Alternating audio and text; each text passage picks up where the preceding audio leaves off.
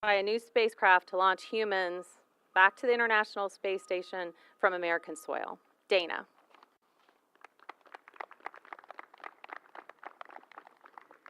Thank you, everyone, for being here today. I am Dana Hutcherson, the Deputy Program Manager for Commercial Crew Program, and I can't tell you how excited I am to be here today, welcoming Butch and Sunny, who will be flying the first to fly Boeing's Starliner crew. And to Boeing, behind me here, thanks so hard for all of the work that you have done with us and welcoming the crew with us. Preparing this to fly NASA crew on the new Space Transportation System, which is only the 6th time in NASA's history that we've done this. This is an awesome time for all of us in this partnership. For me personally, I know for many others, this is a career-defining moment. 13 years with this program, our hearts and souls are in this spacecraft, and there's a little part of us that will be lifting off with Butch and Sunny as well. This is a huge moment for our nation. With Starliner launching crew, the U.S. will have 2 unique human transportation systems to Earth orbit, providing critical redundancy and access to the space station. I couldn't be prouder of the NASA, Boeing, and ULA teams who have worked so hard to get to this point. Go NASA, go Starliner, and with that, I will hand it over to the crew, Butch and Sunny. Thank you. Thank you. Wow, I tell you what, Sunny and I were talking, we love Florida. We love Kennedy Space Center because this is where you launch humans into space. And the opportunity finally to fly in here in our T-38s, and we know that in just less than 2 weeks, the next flight we take will be laying on our backs this time, and we launch, and we actually launch into the heavens, and we leave this planet. And to do this on the Boeing Starliner spacecraft, and all that the individuals that have put into this for back to the initial inception of the design up to what we'll do in a couple of days, it just makes me want to just mention everybody's name. I can't do that.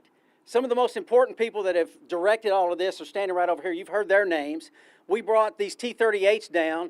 This is the best training platform we have for spaceflight because this is the only platform where we literally make life or death decisions. I mean, Sunny and I, over the course of our careers, have flown many simulators, and sometimes in those simulators, we have perished, but we're still here. But in these aircraft right here, we could make the wrong decision or things could happen, and life and death decisions are made in these aircraft. So they're a wonderful training platform. That's why we wanted Dave and Djibouti to stand here with us, who are the guys that train us to fly these airplanes and keep us safe when we fly them. And of course, Jessica as well, one of our other newer astronauts. And Mike Fink, who is the be-all backup. I mean, he is amazing. I think Mike, Sonny and I have probably learned more from Mike than he's learned from us over the years. But there, like I said, there's many names that I could mention. I could go on for an hour just mentioning names of the people that, literally the people whose shoulders, I heard somebody say that yesterday, the shoulders that we stand on here today. And we are grateful. For those of you that know who you are and are seeing us, we thank you. Because we're about to launch on Boeing Starliner and broaden the capability to and from space station that our agency has, and that's vitally important. And we're excited to be here. Thrilled that you came out to join us and say hi. It'd be a lot less of an event if you weren't here. So thank you for being here as well. Sonny. Yeah. Thanks, Butch. Just want to say a couple words. You saw us flying over, and we also looked down and saw everybody down here, which was really cool to see a crowd. There's a couple more crowds around the Space Center, and just to look at everything that's gone on here over the past couple of years. I was part of the original cadre that got to actually put the topping piece on the crew access arm for pad 31 or 41 that we're going to fly out of, and to see not only that pad transition while they're flying other Atlas V's, doing other payloads, to have them turn that into a human-rated pad is just incredible. And then, again, today, like I mentioned, fly around and see what's going on here in Florida. This is where the rubber meets the road, where we are going to leave this planet, and that is pretty darn cool. So just want to say thanks for all of you coming out today. Yeah, thank you. Hey, I'll let you say this. These gentlemen over here to our right, we saw y'all standing at attention when we taxied up. thank you for representing our nation as you did, as you are right now, standing there at ease now. So we appreciate you as well. Thank you. Courtney, over to you. Okay, we will now begin taking questions from the media. There's a microphone right here in the front, so please line up if you have a question. We do ask that you limit it to one question at this time, and when you get to the microphone, please state your name and media affiliation. Go ahead. Oh, hi, Marcia Dunn, AP. For you, Butch, I guess. With everything going on right now in the world of Boeing, how crucial is it from where you stand that this flight, first crew flight of Starliner, go off as perfectly as it can? Well, I don't think it has necessarily anything to do with Boeing and a flight going off. They're all vitally important. This is human space flight. You know, that adage you've heard since Apollo 13, failure is not an option. And that has nothing specifically to do with Boeing or this program. That's all things that we do in human space flight. So this one is no more or less important than anything else we're doing. It just happens to be the most important one we're doing right now. Supporting the crew on orbit is the thing we're doing, but come May 6th, this will be the focus, and this mission, of course, going off well. Of course we want it to do that. Do we expect it to go perfectly? This is the first human flight of the spacecraft. I'm sure we'll find things out. That's why we do this. This is a test flight. So when you do test, you expect to find things, and we expect to find things.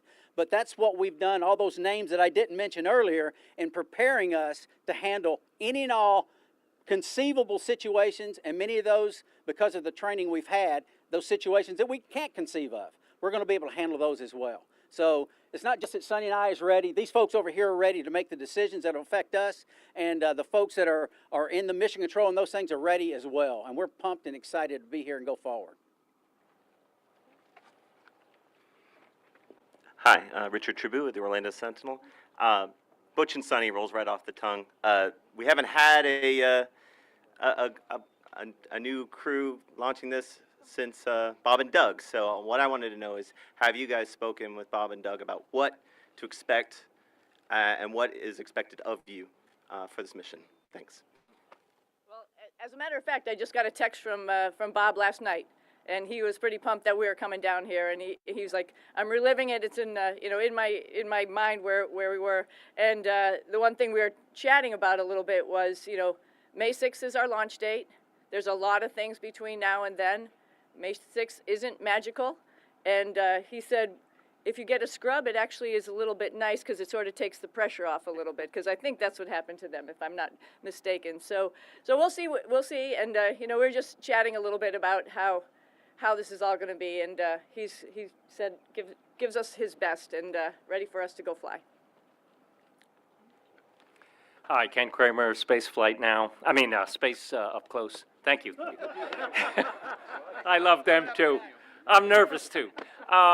Congratulations. It's been a long time for you guys. We've met you before, and we want to wish you all the best luck. So my question for you two is, tell us a little bit about the science. You not have a long mission, but I'd like to know about the science and any public outreach you're going to be doing to the students and university students. Thank you. Well, I'll take that first. I will be talking to the finest university in the nation, and that is Tennessee Technological University, and it just so happens to be where I graduated from as well. So that's who I'll be interacting with on one of the days we're up there. I'm not sure exactly when. That was mine. You get the rest of it. Okay. All right. So, there's a lot of very specific science up on the space station, and a lot of the crew members who are going up there are specifically trained for it. And we haven't really gone through that level of training for the specific science. One thing that Butch and I are really good at is righty-tighty, lefty-loosey. We're ready to do any type of maintenance on the space station, and they've checked us off for that. We're ready to do any robotics that needs to happen. We're ready to do any spacewalks that happen. So we've got all of our basic quals. Whatever science and stuff that we can help out, that would be great. While I'm up there, I'm talking to a little elementary school in the town of Needham, Massachusetts, and there's a lot of little kids there who know who I am. Yeah, the name of that school happens to be the Sunita Williams Elementary School, in case you didn't know that. And another thing that we're doing, obviously, is this is the test flight. We have a whole list of items that we'll be checking out on the way to Space Station. There's a whole list of items we'll be checking out while we're docked to Space Station, and there's a whole list of items that we'll be doing and checking out prior to doing the deorbit burn and returning. A whole list of, flight test objectives and test points and whatnot to prove the capabilities of the spacecraft. That's what you do on a test flight, so that's what this flight is full of. And it's an exciting thing, process that we've been through to get to this point, as we've theorized what some of the things we needed to do, discussed with some of these guys over here, as well as things that we could and should and shouldn't do. And the list we have is comprehensive, and this spacecraft will be ready to carry individuals to and from space station. Not fully, there's some more things we'll need to do on the second and third missions, but this one we're really knocking out a lot of those action items. Thank you. Hi Butch, hi Sonny. I'm James. I'm our local reporter at Channel 6. Given how publicized the delays for your mission have been, could you tell our audience more, each of you, why you believe the spacecraft is as safe as possible? Thank you. James, thank you. That's a good question. I mean, that's a fair question. Why do we think it's as safe as possible? We wouldn't be standing here if we didn't. They wouldn't be standing here if we didn't. One thing I've heard from these two guys on the right, time and again, time and again, we will not fly until we're ready. And that's from the top. These are the top right here, from the top down. They've said that multiple times, and we've had a few delays because we weren't ready. Flying in space is hard. It's really hard. It's something that I think NASA and the team coming together, we make it look easy for the general public in general, because you see the launch go and everything seems to work out well. You might hear an anomaly little thing here or there, but it is not easy to do what we do. It is not easy to make sure that the metallurgy in the rocket engines is correct, that all the various bolts and everything are torqued down to the right setting. It's not easy to do all those things. There are literally 1,000 events that are taking place simultaneously as you step up and get prepared to launch, and during the launch sequence, and then the spacecraft itself, when we're on orbit. There's so much going on. It is not easy. I think we make it look easy. That's our goal. We want the general public to think it's easy, but it's not. It's way hard. We wouldn't be here if we weren't ready. We are ready. The spacecraft's ready, and the teams are ready. And that's the message that I think you would expect to hear at this point, else we wouldn't be here. Yeah, I just want to add to that, a kudos to our training team, because our training team is not only our training team, but our developmental team. So all the folks who have been working with us in mission control, as well as, the folks who are setting up the simulators, have been with us in all of the technical debriefs, discussions, as we're getting the spacecraft ready. They're formulating the procedures that we're going to perform based on all of the developmental tests that we've done in the simulators over the last couple of years. And we had the kitchen sink essentially thrown at us the other day on an Ascent sim, and we came out fine. So I have all the confidence in not only our capabilities, the spacecraft capabilities, but also our mission control team, who's ready for the challenge, and they're up for it, and they're getting ready back in Houston. Scott Heidler, West 2 News. This is for both of you, if I could, please. One thing, those of us who have covered the commercial crew program, we've come out and we've heard the astronauts talk about what the previous crew has told them about the Dragon, about the mission, lessons learned, kind of compelling information that helps them on their mission. You don't have that. What does that feel like? And then also, clearly there's camaraderie amongst astronauts. What have some of your maybe friends, colleagues that have flown in Dragon said about comparing possibly Starliner, and what have you said in return? Rosie hasn't told us much. Yeah. Let's see here. Was it James? Is that right? Scott. Scott, I'm sorry. Scott. Same number of letters. That's the way my mind works. I'm sorry. You pose some interesting questions. There is so much with this spacecraft, the capabilities of this spacecraft, that other spacecraft don't have. I'll give you an example. Our final sim was on Monday. And in our final sim, our sim team, they build these scenarios, and they'll fail this and fail that as we go through this process to train us, like I said earlier, for all possible outcomes, right? Anything we can think of. So on our first run in this simulation we're running, we had a problem with the rocket itself, which caused us to abort early. We did not make it to orbit.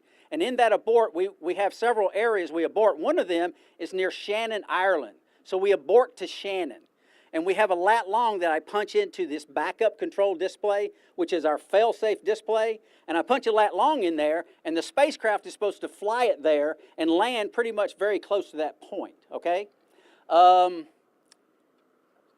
guidance failed just before we hit the plasma in the atmosphere. And the pointy end is pointing towards the heat. You want the thermal protection end pointing towards the heat. So we're almost 180 degrees out. Well, the only option is to go into manual mode and maneuver to the attitude manually. That manual mode was set up at 1 degree a second. We couldn't get there quick enough. Sonny goes back up. Back up is our fail-safe mode. It's basically the computers are not involved in the thought process. There's another computer that says, you want to roll right, fire that jet, fire that jet. Hope this isn't boring for you, but that's the way it works. And so in this backup mode, which is our fail-safe mode, how close do you think we got to that intended point of impact?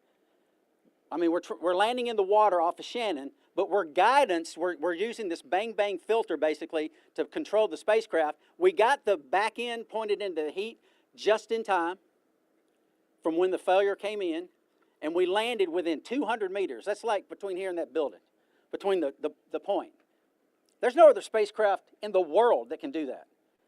It can do it automatically, it can do it in manual mode, and on our fail-safe mode, we can still hit the bullseye. There's not another spacecraft that does that on the globe. And that's what this spacecraft does. It's a capability. That's one of many stories I could tell you about this spacecraft that set it apart and make it different. Yeah, this spacecraft is awesome, right? And I worked with our other friends for a little while too, and that spacecraft is also awesome. I think in our office, people know that this one, there's a lot to know, there's a lot to do, there's a lot to be able to learn from the spacecraft. I honestly think it's a great stepping stone as we're getting ready to leave low Earth orbit and go back to the moon. It has a lot of similar things that Orion has.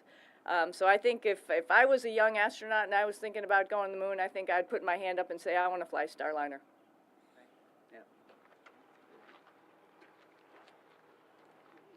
Hi, Butch and Sonny.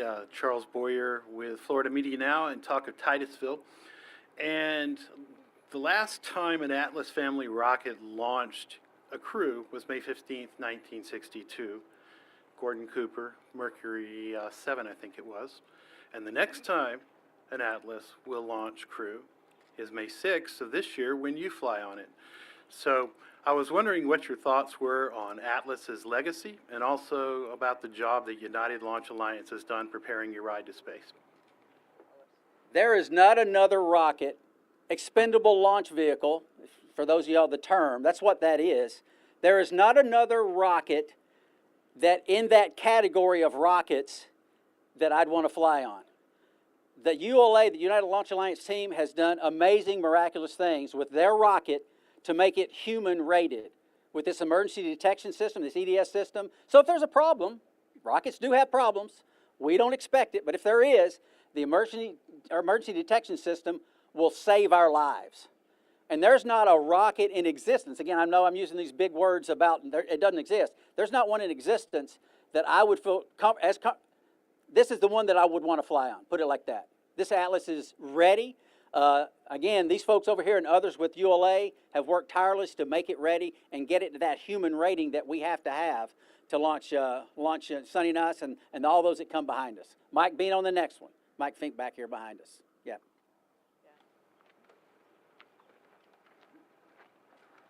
Hi there, Will Robinson Smith with Spaceflight Now. Good to see you both again. You've talked a lot about, what you went through during those final sims before you came here. I wonder, what was it like to leave those final simulations when you knew sort of the end point of the training had come? I know you still have one more crew readiness day, out at the pad of the VIF, but what was it like to sort of leave that environment at Johnson knowing like that chapter is now closed? Thanks. Just real quick, I can't tell you.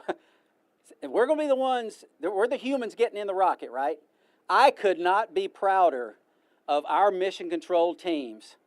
I mean, it is amazing how it gels and works together. We'll talk about crew resource management, CRM, between us and the spacecraft and the ground and all the things that they do. And our flight directors, Mike Lammers, Rick Hempling, Vincent LaCourte, Ed Van Sice, Chloe Bering, and I can keep naming. They've got their teams. You talk about, in basketball, you talk about they're peaking at the right time. Oh my, our control teams are peaking at the right time. I couldn't be more proud of them. we leave those sims and I'm like, wow, could that have gone better? I don't think it could. I mean, it's been truly, truly amazing. And I'm not just saying this because you're here. I'm being completely honest. It has been a wonder and a privilege to train with these individuals and prepare for this space flight. It's been a privilege. Yeah, we were talking about who those people are, and they really brought over the best from Shuttle, who have trained the newer folks who are our mission operations folks. And for me, it's interesting because we know them all really, really well. I mean, we have side conversations about, like, how does this work? How does that work? Why is this doing this? Why is it doing that? You know, like, tell me what do you mean by this starred block five pages down into the malfunction? You know, we've had those in-depth conversations. And so for me, whenever I turn one of those pages, one of those display pages, you know, if it's NDS, I'm going to see Claire, for example. If it's ECLIS, I'm going to see Mike Fitzpatrick and Preston Easton. So that's what it's like to me. It's like their faces imprinted on all of those systems, and they're there in the control room, ready to help us out, back us up if we have any problems. And so we're taking them all with us. Greg Pallone with Spectrum News 13. Welcome back to the Space Coast, everybody. Kind of a homecoming for you, Sonny. Florida Tech grad. Do you have a message for the Florida Tech family? Well, they're in the center of it. You know, Florida Tech is right here, right down the street, Melbourne. They're in the center of all of this. I hope they all come out and watch, and hopefully I'll make them a little bit proud. So go Panthers. Thank you. Hi, Butch and Sonny. I'm Brooke Edwards with Florida Today. My question is, what does the itinerary look like for the next week between now and launch day? I can say it in 3 words: review, review, and review everything we've been working on. There's so much into this. There's a fair amount of responsibility, obviously, that we hold, and we are ready, but we want to stay ready. And we've got a week to continue to make sure that there's not a single event that we have trained for that we're not ready for. And having that fresh in our minds is what we want. I mean, something as simple as, I was talking to Leroy Kane on the loops just the other day about wanting to, on this CTA event we're doing tomorrow, crew training activity, just a couple of minutes to look around the spacecraft as I crawl in and we strap in. Just want to make sure they knew that we were going to do that, to make sure our minds are set on where even all the bags are, how even the fire extinguisher is connected. Just have that fresh in our memories. So this is going to be a week of review and preparation. Okay, thank you. Hi, Brandon Moser with Central Florida Public Media. Sorry. Got a 2-part question for you. First part, it's been a while since y'all have been to the crew quarters. So what do you plan on doing to pass the time while there, and what's on the menu there? Oh, yeah, the menu, we're supposed to actually come up with our last meal, as they call it, right? What's it called? Ultimate. Oh, ultimate, I'm sorry. Bad nomenclature. The ultimate meal by Friday, so we have a little bit more time to decide that. But we've got great folks who are working in astronaut crew quarters who have it all prepared and ready for us. We were down here a couple weeks ago and just got to chit-chat a little bit, and everything is all set up for us. So I think to pass the time away, like Butch said, I think there's going to be a lot of review. I think there's going to be a little bit of sleep. Maybe a little bit of working out, walking on the beach, going for a run, and stuff like that, as well as maybe a movie or two. So it's going to be hopefully a little bit relaxing and a lot of review. What movie do you think we're going to watch? Navy pilot, Navy pilot. Top Gun Maverick, exactly. You know it. Go Navy. Go Navy. Navy, Navy, Navy, Navy, Navy. Oh, Air Force. Air Force. It's about even. He says stuff like that all the time. All right, go Navy. Go Navy. I'm Jim Siegel. I'm with Florida Media Now and NASATech.net. I maybe have a more specific question to the one that was just asked. I was wondering now, aside from the leisure time that you're going to have here, what specific activities do you have continuing to train or to review the rocket or so on? If you could describe some of those, maybe for you two, and the other for in the background there, what are you going to be doing this week? Thank you. Well, I can tell you one of the things, and I'll be short, but Ray Biggins is the guy that trains us and has developed all of our rendezvous procedures, all the proximity operations that we'll do. They've come up with a profile that will, at any point that anything could happen, the trajectory keeps stations safe. There's no point until just prior to docking that the trajectory could even come anywhere near impacting space station. And it's him and his team that has developed this and trained us to go completely manual from almost 6 kilometers away and rendezvous and dock manually to the spacecraft. So we're going to tag up with him at one point during the week. Just some final points to just discuss and go over. And there are others, so. Yeah, just another thing, specifically on review, how the spacecraft is all laid out. We only get so much time in the spacecraft. As we come here, obviously we live in Texas, and then we come out here and we get a chance to go in it. Sometimes it has some of the stuff packed in it, sometimes it doesn't, depending on what operations they're doing in the factory. So now it's all packed, right? And so we'll be able to see that tomorrow, but there's only going to be a small amount of time for that. There's another group here, headed by Armando Lolio, who's put together a virtual reality look at the spacecraft. And like I mentioned earlier, Butch and I are up for any righty-tighty, lefty-loosey tasks. And so we're going to get into that virtual reality spacecraft and be able to see where all of those pieces of equipment are if we, by chance, we had to go in there and do something to fix it. So that's another thing that we're going to have the opportunity to do at astronaut crew quarters. So there's going to be, like I said, a lot of review, a lot of making sure, crossing all those T's, dotting those I's, making sure when we step off to the launch pad, we know everything we need to know. The Flight Operations Directorate, FOD, is what the astronaut office, Aircraft Operations Directorate as well, what the T-38s and the other airplanes are under that umbrella at Johnson Space Center. And we're involved in a lot of stuff. Justin's going to tell you something he's involved in.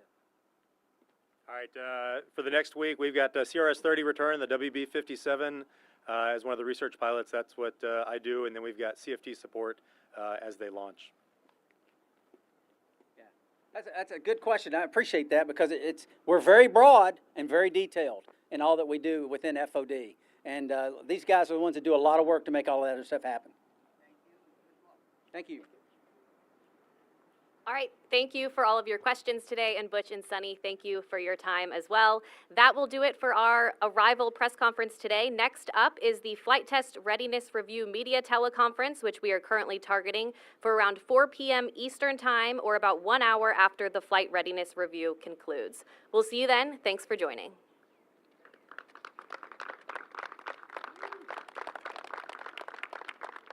Thank you again for being here.